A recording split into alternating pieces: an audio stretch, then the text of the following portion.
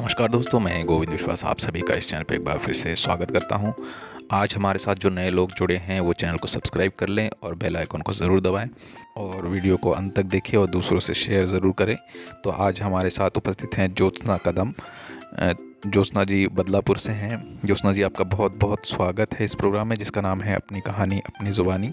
हम जानना चाहते हैं आपका बचपन, आपकी स्कूलिंग, आपका एजुकेशन व इस फील्ड के प्रति आपका आकर्षण कैसे बढ़ा, उस विषय में आप दर्शकों से ज़रूर कुछ शेयर कीजिएगा।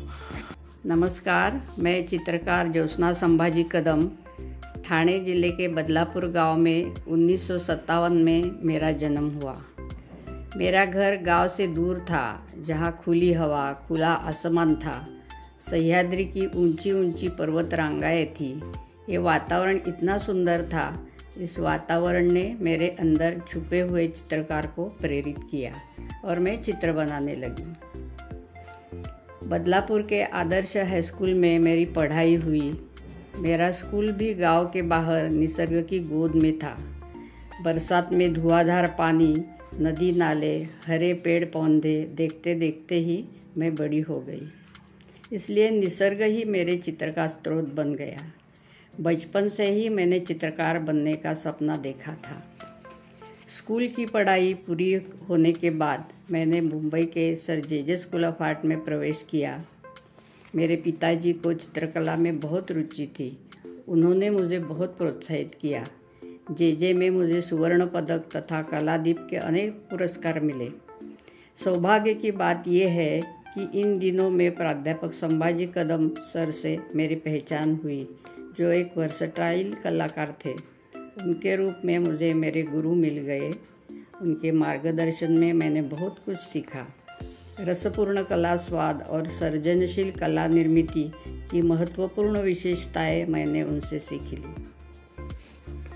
जी ज्योत्सना जी, हम जानना चाहते हैं कि जैसे एकेडमिक दौर पर सभी का जो एक एकेडमिक शिक्षा होती है उसमें फिगरेटिव का बहुत बड़ा योगदान रहता है, तो आपने इन सभी में से अमूर्तन को ही क्यों चुना, उसके विषय में भी ज़रूर कुछ दर्शकों से शेयर कीजिएगा।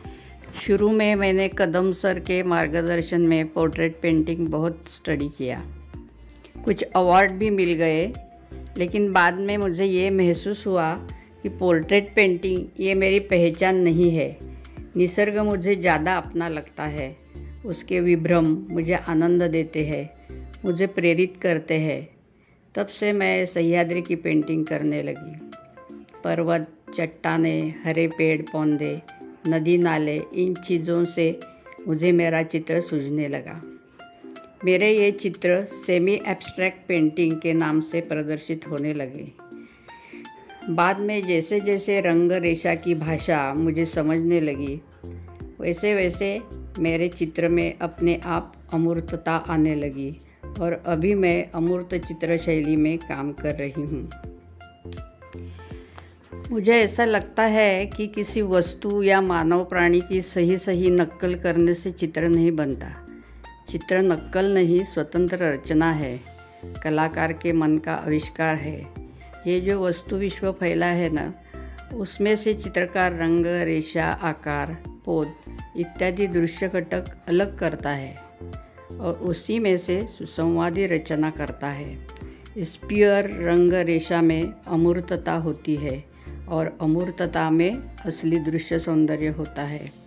इस रचना में वस्तु का दृश्य भाव और कलाकार के मन का भाव एकरूप होकर निखर चित्र भाव प्रकट होता है। अमूर्त शैली में काम करने से मुझे एक मानसिक आनंद मिलता है। कभी कभी मेरे चित्र विषय पंचतत्वों के आधार पर ही होते हैं, जैसे कि पृथ्वी, आप, तेज, वायु और आकाश। हर एक तत्व में अपना अपना अलग सौंदर्य है, वो मैं अपने चित्र में लाने का प्रयत्न करती हूँ। चित्र बनाना मेरे लिए एक रिचुअल है। मैं उसे मानसिक उपचार मानती हूँ, जिससे मन निरामय बनता है। जी ज्योत्सना जी, अब हम जानना चाहते हैं कि एक कलाकार का समाज के प्रति क्या दायित्व होता है, वह उसको कलाकार किस प्रकार निभाता है, उस विषय में भी आप दर्शकों से ज़रूर कुछ शेयर कीजिएगा। मुझे ऐसा लगता है कि समाज की व्यावहारिक समस्या कलाकार नहीं बदल सकता, लेकिन समाज की अभिरुचि जरूर बदल सकता है। ज़्यादातर लोगों की रुचि अभिजात नहीं रहती, उन्हें जो पॉपुलर है वो ही अच्छा लगता है। कलाकार ने जो अभिजात है, जो सुंदर है, जो रसपूर्ण है, वो समाज के सामने पेश करना चाहिए। जो असली सौंदर्य है वो देखने की नई दृष्टि देनी चाहिए।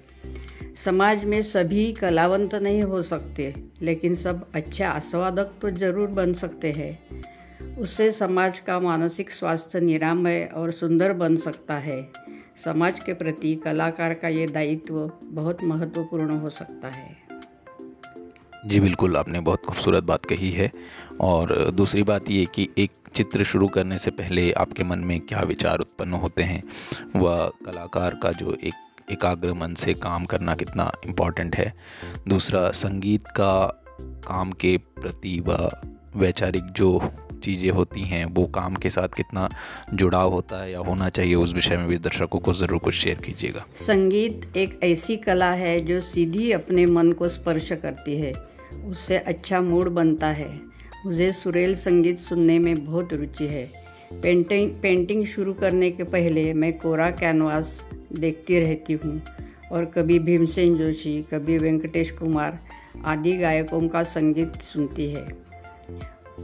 उससे मन में आशय परिपक्व होने लगता है और कैनवास पे चित्र दिखने लगता है।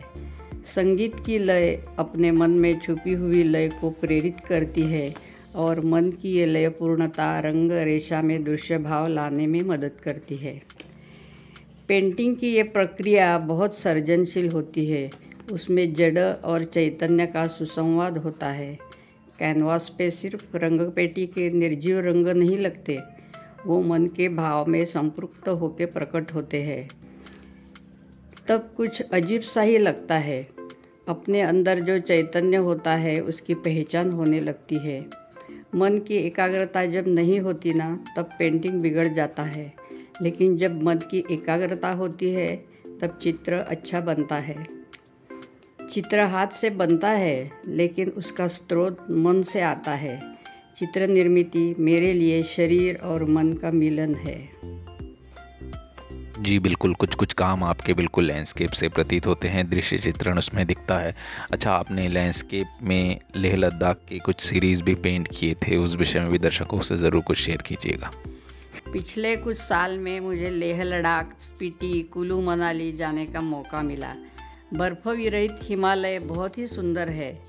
उसमें जो अनवट रंग संगति है, विलोभनीय टेक्सचर है, उसमें अमूर्त सौंदर्य है, वो मैंने आत्मसात करने की कोशिश की और उसमें से मेरी लद्दाख पेंटिंग, स्पीति पेंटिंग प्रदर्शित हुई।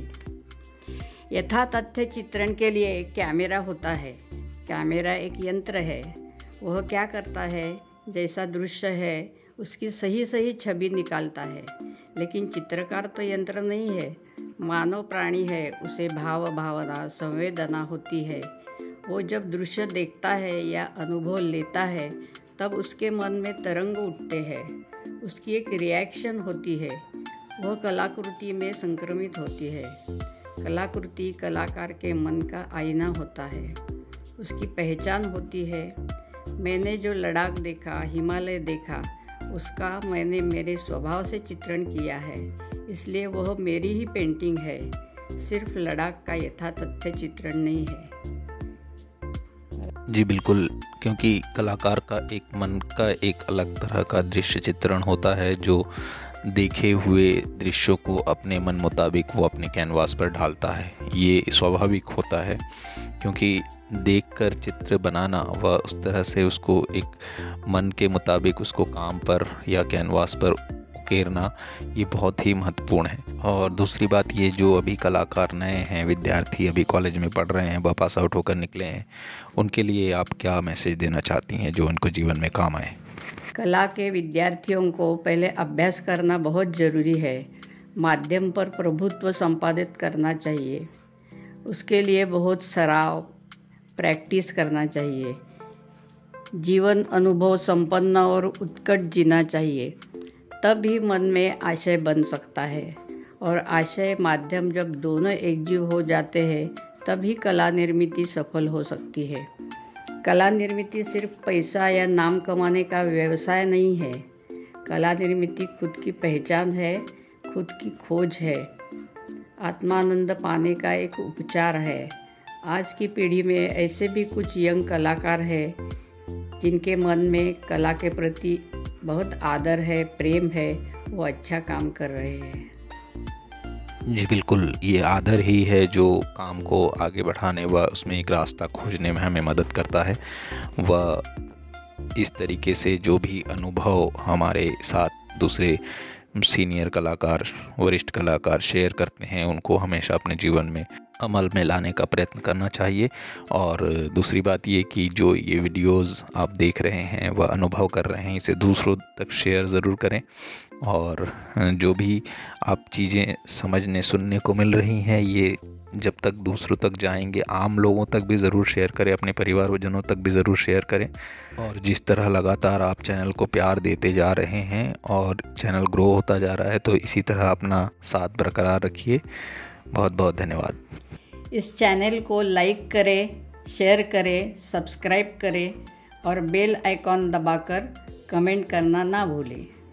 बिल्कुल दोस्तों, कमेंट से हमें ये पता चलता है कि आपको बातचीत कैसे लगे हैं व इस तरह के जो भी बातचीत हम कर रहे हैं उससे आपको क्या सीखने को मिल रहा है। क्योंकि ये जो बातचीत अनुभव हैं, ये सीनियर कलाकार, वरिष्ठ कलाकार हम लोगों से शेयर करते हैं, जो कि उनके अनुभव होते हैं। तो हो सकता है कि आपको भी जीवन में जब आप इस स्टेज पर पहुंचेंगे तो आपको इस तरह की चीज़ें सामने आएंगी। तो ये अनुभव को आप ज़रूर अपने जीवन में अमल में लाएं। और इसी के साथ हम आज की बातचीत को यहीं रोकते हैं। नमस्कार, जय हिंद।